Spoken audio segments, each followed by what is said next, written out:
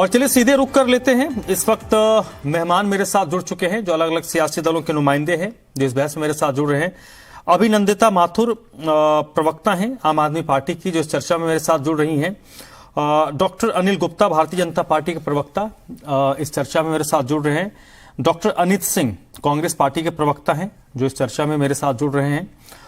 पीयूष पंत साहब हैं, वरिष्ठ पत्रकार हैं, इस चर्चा में जुड़ रहे हैं। और निरंजन पोद्दार जी हैं, राजनीतिक विश्लेषक, जो इस चर्चा में मेरे साथ जुड़ रहे हैं। आप सभी लोगों का बहुत बहुत स्वागत। निरंजन पोद्दार जी, अभी मैं एक भारत के बहुत प्रोमिनेंट पॉलिटिकल शख्स का नाम नहीं लूंगा, उनका मैं सोशल मीडिया का एक पोस्ट पढ़ रहा था। हालांकि उन्होंने पॉलिटिकली हमला बोला है इस इवेंट पर। उनके ना बीजेपी से दोस्ती है, ना कांग्रेस से दोस्ती है, ना आम आदमी पार्टी से दोस्ती है। आप लोग नाम गेस कर सकते हैं कौन है। उन्होंने कहा कि ये तो बात करते थे शिक्षा की, ये तो बात करते थे हेल्थ की। आपको नहीं लगता कि एक तो थोड़ी बहुत पीयूष पंत जी ने क्लियर कर दिया कि आप उस फील्ड पे जा रहे हैं। दूसरा ये कि जिन लोगों ने आपके हेल्थ मॉडल, आपके शिक्षा मॉडल को लेकर आपके पक्ष में आए, आपको सपोर्ट किया, वो फिर अगर ऐसे देखेंगे तो हो सकता है वो बिदक सकते हैं। तो फिर आप इधर के नहीं रहेंगे ना उधर के रहेंगे। देखिए धर्मराज जी, यहाँ पे जिस तरीके की बातें हुई हैं, थोड़ा सा मुझे भी अपेक्षा है कि आप थोड़ा समय देके चलेंगे। धर्मराज जी, मुझे एक चीज समझ में नहीं आई कि इस देश का जो बुद्धिजीवी वर्ग है वो कहां से आता है, और उसकी वो बुद्धिजीविता भगवान जी ने एक ही वर्ग के लिए उनकी वो सारी बुद्धि एक्टिव क्यों हो जाती है। मुझे एक बात बताइए, क्या इस देश ने पिछले 70 सालों के अंदर सरकारी खर्चों के ऊपर इफ्तार पार्टियां नहीं देखी हैं?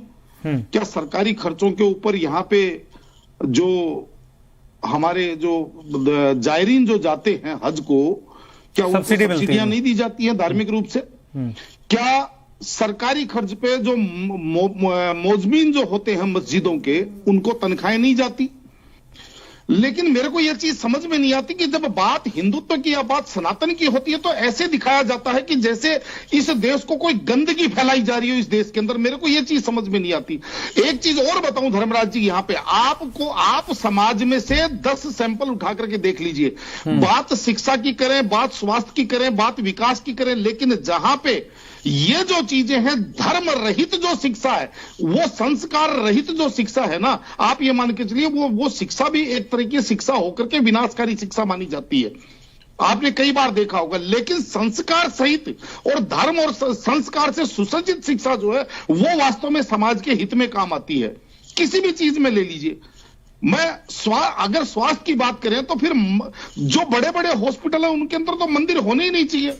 वहां पे सारा काम जब डॉक्टरों ने ही करना है, वहां पे अगर परमात्मा का कोई रोल ही नहीं है, अगर कोई अदृश्य शक्ति उसको मानी नहीं जाती, और इसके अंदर भी जब ये कहते हैं कि भगवान के नाम पे, जब अल्लाह के नाम पे हो तो कोई समस्या नहीं, क्योंकि वो वहां पे डॉक्टरों की जरूरत नहीं है, वहां पे तो वो अल्लाह कर देगा। लेकिन मेरे को ये चीज समझ में नहीं आती, ये विभागीकरण क्यों होता है। और मेरे को यह चीज भी समझ में नहीं आ रही कि आज अगर अरविंद केजरीवाल जी हमारे यहां कहते हैं सुमति कुमति सबके उर रही, नाथ पुराण निगमस कहीं, जय सम्मति तह संपत्ति नाना, जय कुमति तह विपत्ति निधाना। अगर आज अरविंद केजरीवाल जी को परमात्मा ने सुमति दी है और अगर वो हनुमान चालीसा का या सुंदरकांड का पाठ करते हैं, तो मुझे ये चीज समझ में आई है। ये चीज मुझे समझ में नहीं आ रही कि इसमें संविधान कहां खतरे में आ गया। उन्होंने संविधान की कौन सी धारा को तोड़ दिया, उन्होंने संविधान को कौन सा बदल के धर दिया। क्योंकि जिस तरीके से हमारे यहां एक सेकुलरिज्म का पाठ पढ़ाया गया और उस सेकुलरिज्म के अंदर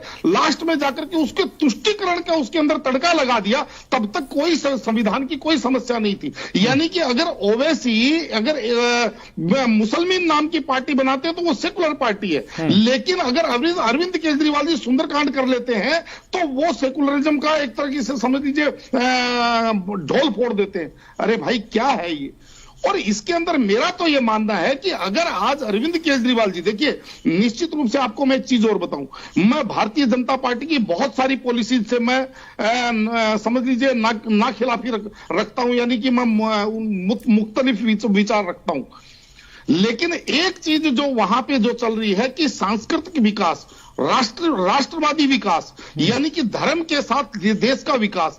कौन सा देश ऐसा है भारत को छोड़ करके जहां पे उनके जो स्वयं के जो अपने जो धर्म है, अपनी संस्कृति है, अपना जो संस्कार है, अपने जो कल्चर है, उनको छोड़ करके उन देशों ने विकास किया हो? एक देश का नाम बताइए आप। भारत के अंदर केवल ऐसा है कि ना हमारी भाषा के अंदर विकास है, ना हमारी संस्कृति के अंदर विकास है। और इसी का कारण यह है कि आज हम लोग 140 करोड़ की भीड़ है, हम 140 करोड़ की जनसंख्या नहीं है, 140 करोड़ की भीड़ है। और आज जिस तरीके से तमाम सरकारें जो कानून व्यवस्था की, या समझ लीजिए जो महिला उत्पीड़न की या जो बालिका उत्पीड़न की जो समस्याएं हो रही है, ये समस्याएं कहां से हो रही है? ये सरकारें, धर्मराज जी 10 सेकंड और लूंगा, सरकारें अपराध घटने के बाद में सरकारें उनको सजा तो दिलवा सकती हैं, लेकिन अपराध घटने से सरकारें नहीं रोक सकती। उनको रोकने के लिए आपको संस्कार की आवश्यकता है, उनको रोकने के लिए आपको चलिए ठीक है, कहते